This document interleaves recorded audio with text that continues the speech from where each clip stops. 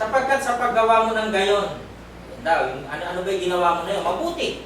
Ay mga baga ng apoy ang binubuntun mo sa kanyang ulo. Lumalabas ngayon doon na kahit ginagawa ka ng masama, diba? Naiipon dito yung kabutihang ginagawa mo, nare-realize niya. Ay, ang sama-sama ko pala. Yo. Sorry ha, masama ko pala. On the contrary, if your enemy is hungry, feed him. If he is thirsty, give him something to drink. In doing this, you will heap burning coals on his head. Hindi rin pwedeng gawin literal yan. Kasi ganyan mangyayari. Diba? Pero gagamitan ng kumbaga ng mga tayutay na kung saan pinakikita lang ng ating Panginoong Yesus na maging mabuti yung pakikitungo.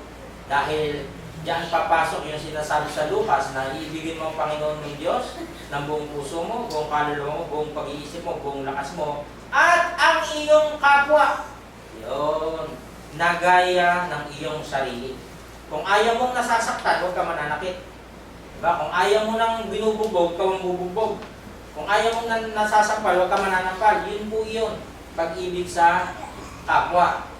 Kung nagugutom ang kaaway, pakainin mo. Kung sinuuha, painumin mo. Dahil kapag ginawa mo ang mga ito, mapapahiya sa kanyang sarili. Yun yung ibinubuntun mong baga ng kabutihan. Marirealize niya na, bakit ako? Ang sama-sama ko siya, pero kung bait-bait mo pa nila. Eh kasi Kristiyano ko, kasi siya ka na. Kristiyano kasi ako eh. Hindi ko kayang gumanti. Turo sa amin yan eh. If your enemy is hungry, feed him. Sabi nga gano'n. But if your enemy is hungry, feed him. And if he is thirsty, give him a drink. For in so doing, you will heap burning coals on his head. Sabihin, tinaniman mo siya ng mabubuting bagay. Yun yung burning coals on his head. Marirealize niyan, maiisip niya yan. May konsensya tao eh. 12:21. Huwag kang padaig sa masama. O, yun ka, sinunto ko rin. Hindi ako papadaig. Hindi ganun. Sabihin, kung ginawa ka ng masama, ang isusuklin mo mabuti. Ayun. Huwag kang padaig sa masama, kundi bagos daigin mo ng mabuti ang masama. Yun yung mahirap sa ilang Kristiyano. Kasi nga, ginawa na ako ng mabuti, ng masama, gagawa ko rin masama. Ay, ginawa niya ako mabuti, gagawa ko rin mabuti. Mali. Pag ginawa ka ng masama, gawa mo mabuti.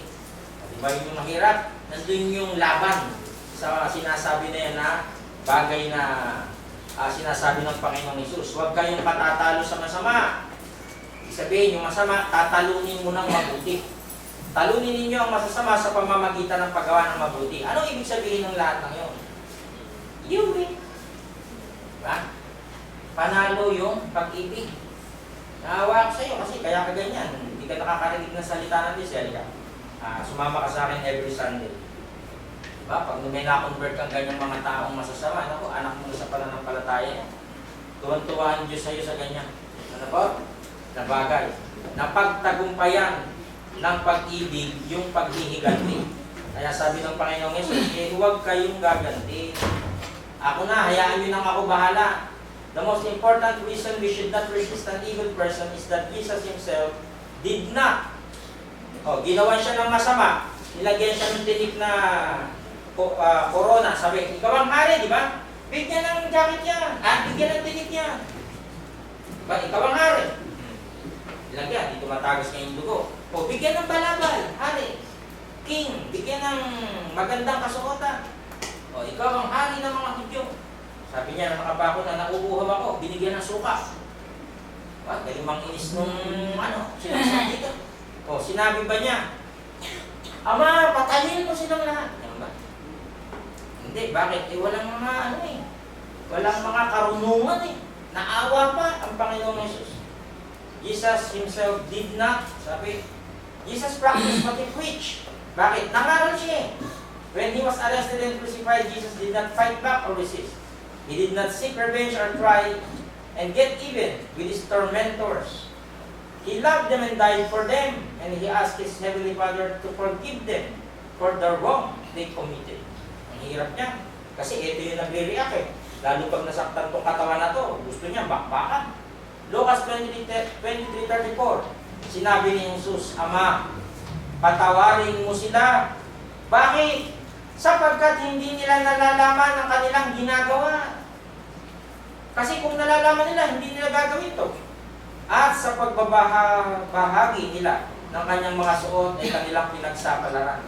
Baga parang, Listahan tayo. Ito ang sa isa ito. Sinira. Ano po? Following Jesus' example, we should not resist an evil person. We, too, can choose to love and forgive those who have wronged us. Ang hirap niya. Ang Diyos ang gaganti para sa atin.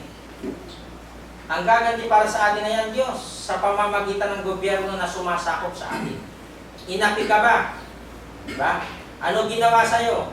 Magsumbong ka. Ayan o. Tungkulin ng mga pinuno ng bayan. Magpasakop kayong lahat sa mga namumuno sa pamahalaan. Ano ang utos? Bumoto. Kapag na ako bumoto, pare-pareho lang naman yung iluluklok na yan. Eh hindi, utos yun eh. Ano ho? Kami, bilang tagapagturo, wala kaming karapatan mag-endorso. Masama yun. Walang ganong talata na mag-endorso. Wala.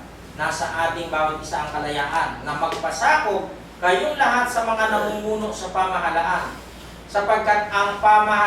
Sapagkat ang lahat ng pamahalaan ay nagmula sa Diyos. Ito sinasabi ko kanina. May nagmula ba ka sa Diyos na ganyan pumapatay ng mga tao? Yes. Para ano? Para turuan niyo yung mga tao. Diba? Hindi mo pwedeng kontrahin yan. Welga. Pag ginanon mo yan, lumalabang ka sa Diyos. Di talata o. Sapagkat ang lahat ng pamahalaan ay nagmula sa Diyos at siya ang naglagay sa mga namumuno sa kanilang pwesto. Iyok po natin. Kaya hindi pwede yung welga.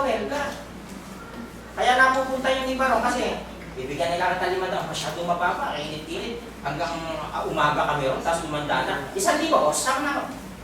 O kaya nandun. Sa welga, 1,000 pa naman isang araw, ayaw mo pa, wala kang gagawin. May libreng tubig dyan. May taga-abot ng tubig dyan, o tataas mo lang, sigaw-sigaw ka lang, 1,000. Diba gano'n?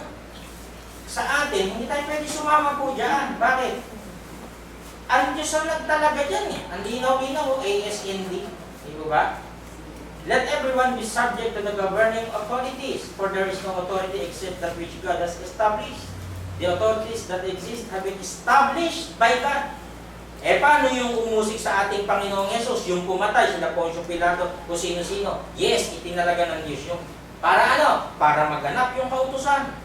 Na pinatay ang kanyang anak. Nilagay ng Diyos yan. Anumang klase ng pinuno yan. Nilagay ng Diyos yan para turuan ang mga tao. Makikita niyo po yan sa Old Testament. Nasabi ng Diyos, maglalagay ako ng mga hukom. Kaya nga napasok din yung babaeng hukom na si Deborah. Diba? Ang Diyos ang naglagay nun eh. Bakit? Ang Israel, sabik na sabik sa pagmamahal. Lalagyan kita ng babae na hukom. Si Deborah, chapter 4. Romans 13:2. Kaya ang mga lumalaban sa pamahalaan, ayun na. Sino yan? Yung nagwewelga. NBA. Sino pa? Lahat yung lumalaban sa pamahalaan. Lumalaban sa itinalaga ng Diyos at dahil dito, parurusahan niya sila. Kita mo na? Hindi natin pwedeng questionin niya. Ba't ba yun ang nanalo? Daya-daya naman niya. Hindi pwedeng questionin niyo. Bakit? Ang Diyos ang nakalagay doon, siya nagtatalaga niya. Consequently, he who rebelled against the authority is rebelling against what God has instituted. And those who do so will bring judgment on themselves. Ang mga namumuno ay hindi dapat katakutan, yung mga nilagay na yan. Para saan ba sila? Ng mga gumagawa ng mabuti. Kung ikaw ay gumagawa ng mabuti, paparangalan ka pa ng gobyerno.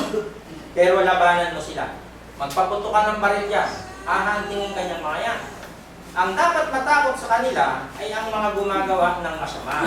Kaya kung nais mo na wala kang ikatatakot sa mga namumuno, gawin mo ang mabuti at pupurihin ka pa nila. So ano ibig sabihin nito ngayon? Ang gobyerno na ito na itinalaga o kahit yung barangay pa na yan, sila ang gaganti para sa atin. Hindi tayo. Nakuha niyo po yung punto?